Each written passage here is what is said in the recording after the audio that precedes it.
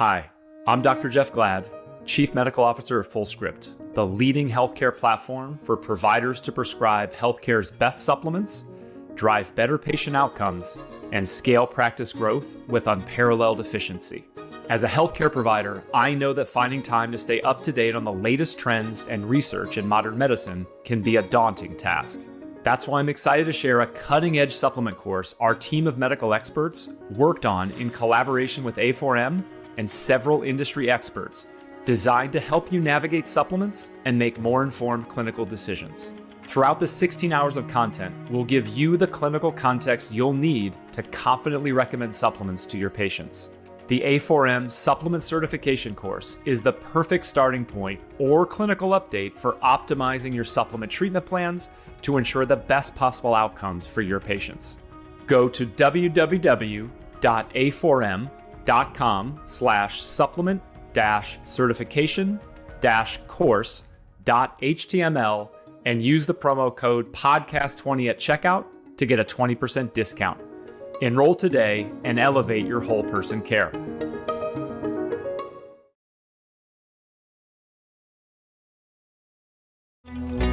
Welcome to Redefining Medicine, an intimate and personalized program that illustrates a different side of the practice of medicine. Our in-depth conversations will focus on the physicians and practitioners who are redefining medicine through their integrative, functional, and holistic approach to health and well-being.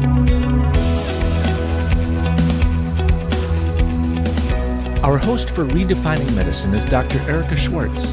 For more than 20 years, Dr. Erica has been at the forefront of advanced patient care, taking the best from conventional and integrative medicine and applying them to prevent disease.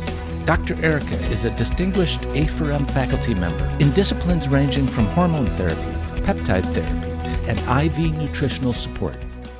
So we're in San Antonio at the Women's Health Summit, which is the first time we're having a Women's Health Summit at A4M, which I'm so excited about. And I'm also even more excited about interviewing Dr. Elisa Song. Dr. Elisa Song is the chief of the pediatric track. So we were in LA last week together, and now we're in San Antonio. And what she did was amazing, which is bridge the gap between children, puberty, adolescents, and adult women, because nobody's talking about the continuum of health. We are, and we're about to put women's health into the proper perspective. So Dr. Song, thank you so much for joining us. Yeah, well, thank you for having me, because I love that. It is a continuum, and we don't just have women's health problems as soon as we become an adult.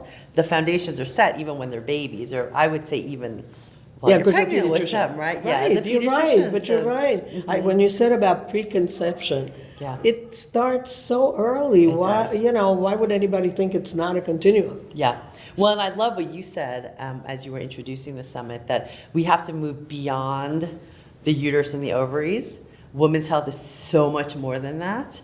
And same thing with our teenage girls, especially for teenage girls, because the solution isn't going to be to put all of them on birth control pills, right? No. It's got to be really kind of balancing everything from the inside out.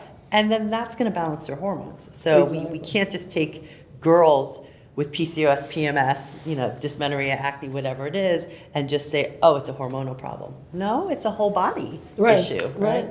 It's interesting that you're saying that, because it's not all about hormones. Mm-hmm. And we now focusing, and in the social media and everything, now we're focusing on menopause.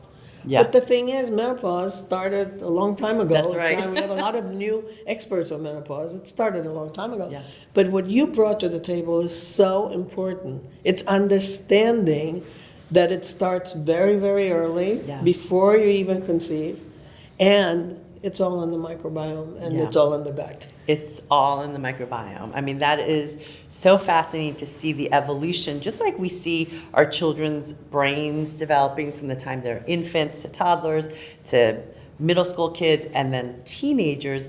That actually is mirroring the explosion of changes in their gut microbiome. Right. And we can see different gut microbiome signatures in our teenage girls with PCOS or PMS or acne compared to those who don't have those conditions. And even for teenage girls with autoimmune phenomena, which that to me is really very alarming, that our teenagers 12 to 19 years old are the age group with the highest risk and most rapid rise in rates of autoimmunity, especially for our girls, because we know that 80% of autoimmune conditions happen in females over males. And so understanding that the dynamic development of the microbiome through the ages, that little kids' microbiomes and teenage microbiomes are different than adult microbiomes, and female microbiomes are different than male microbiomes. So we have to put all of this into place and help optimize the gut microbiome, because then the ripple effects on everything else will fall into place. I think it's amazing, and I think it's so important. Tell us more about how, as we grow in utero or as a child, things change. Because, as you said, the microbiome of a baby is not the same as a microbiome of an adult. And that's really important.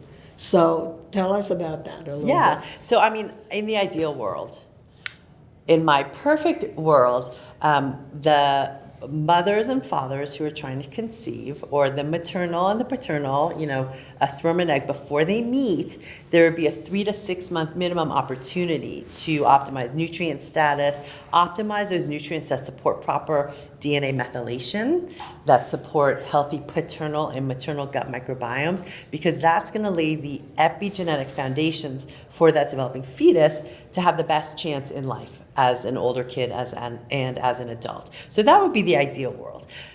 Now, when babies are born, we typically think of them being born with sterile gut microbiomes. So, and that, that's been called into question, but we do know the impact of maternal gut microbiome, vaginal microbiome, the way babies are born, the way they're fed initially, and the baby's then initial microbiome that then sets the stage for their developing gut-brain connections and developing gut immune system connections.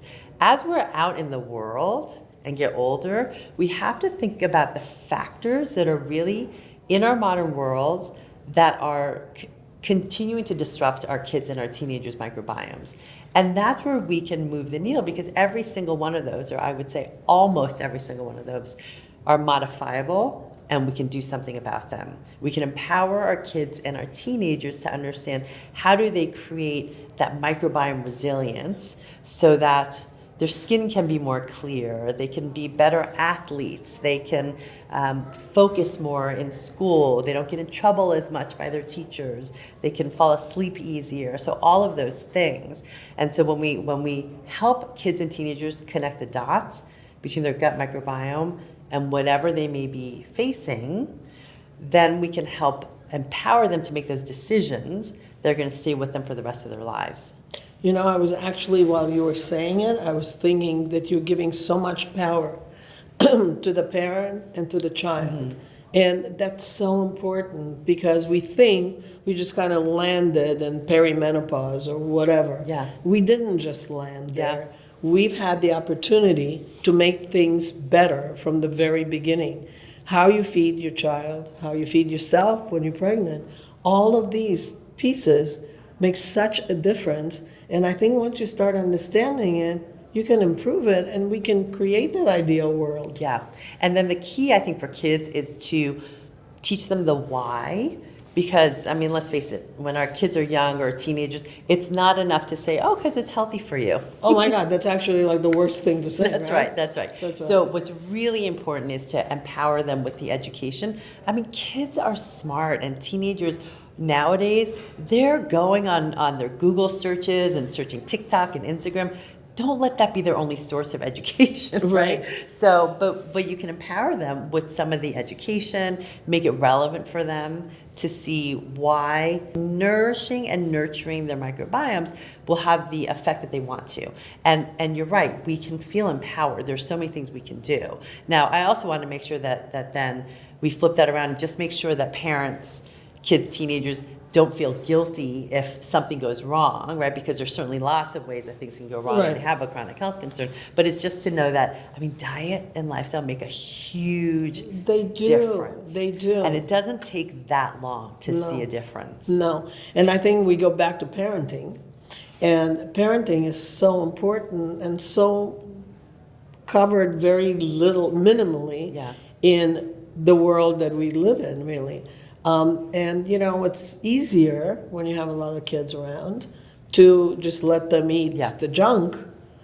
You know, I mean, the nuggets, the chicken nuggets and the pasta, and ice cream, Yeah. instead of actually pushing them in the right direction. But I think if you understand that you can affect long term, because everybody wants their kids to be healthy. Yeah. Everybody wants their kids to be great. I don't think everybody wants their kids on Adderall. I No. don't think everybody wants a diagnosis, right? So, Well, I always think about, you know, and I tell, you know, I tell this to my own kids. I tell this to fellow pediatric practitioners who are like, how do I get into functional medicine? You know, what should my business look like? I always tell them, think about where you want to be in the future and work backwards, you know, reverse engineer. So I talk to parents when you have this little baby in front of you, this newborn, right? Endless potential there. And then I have them fast forward to when they're 18, leaving the nest, right? Going off to wherever they're going to go off to. What do you want them to be like? Right. What beliefs, what values, how do you want them to be eating? How do you want them to be living? And then you have to start that when they're young.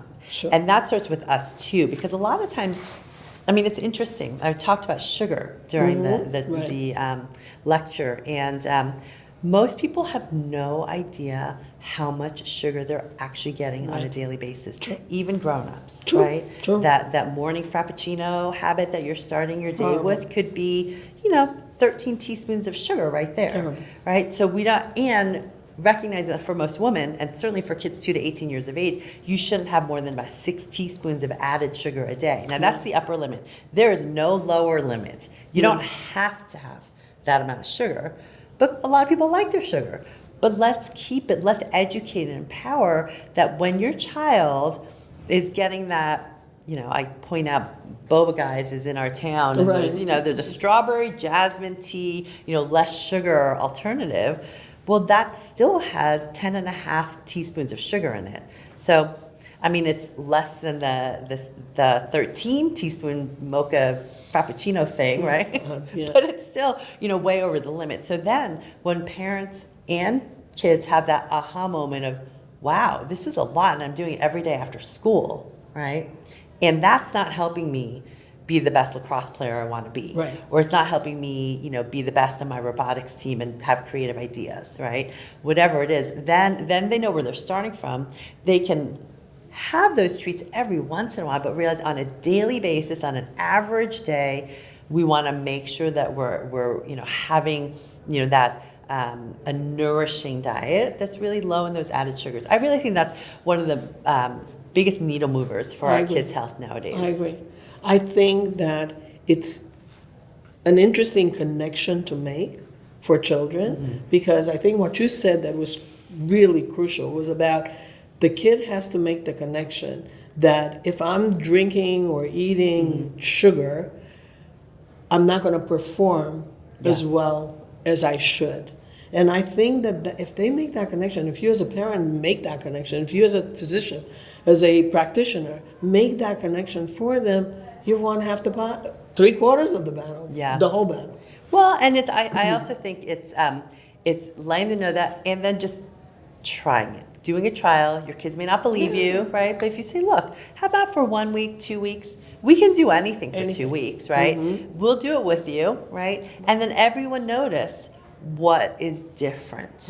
Are you sleeping better? Is your energy better? Do you get along better with your family and friends? Are you not as anxious and jumpy when you get on your phone? I mean, are you more accurate with your goal kick in soccer? Whatever it is, just those 2 weeks. I mean, for adults too, right? Totally For agree. adults, it's the frappuccinos and it's the alcohol, right? Yeah. I mean, it's the wine and the alcohol that is one of the biggest source of sugar for adults. Yeah. So just, you know, doing a little experiment an experiment where you do your daily sugar inventory just to know what are the main sources of sugar, because, I mean, a boba tea, frappuccino, alcohol, that's obvious. What's not so obvious is, I mean, I used to buy Dave's Killer organic bread, 21 seed, multigrain, whatever it was. I'm like, oh, it says high fiber on the front. How much sugar? So each slice had 4 grams of sugar. That means 2 teaspoons of sugar in that sandwich I was packing at lunch every day. Yeah. Right? So that's 2. Knock that off right there, right? Yeah. And then you have the strawberry jam, even the low sugar strawberry jam. That's probably another teaspoon of added sugar. And if you're not careful, you don't buy the 0 sugar, just almond butter. That could have honey and added sugar in it. So by the time you know it, at lunchtime they're having 8 teaspoons of sugar right there. And so it's having those aha moments and then realizing, oh, okay, where can I make that swap? I'm going to buy the almond butter that is naturally creamy and delicious and, doesn't need any added sugar. I'll buy it without the added sugar. I'm going to look for a low sugar bread option, right? And a fruit preserve that's just fruit. I mean, those are swaps that if we mindfully make, you will cut your sugar intake and your kids' sugar intake, in half or by more. Mm-hmm. It's just that we have to know first. Right. And you have to read the labels. And you have to read the labels. Yeah, you have to read the labels. Yeah. Well, we could go on forever. Dr. Song, thank you so much. And you're doing an amazing job. Thank you. I'm thrilled. Thank you for having me. Just listening to you.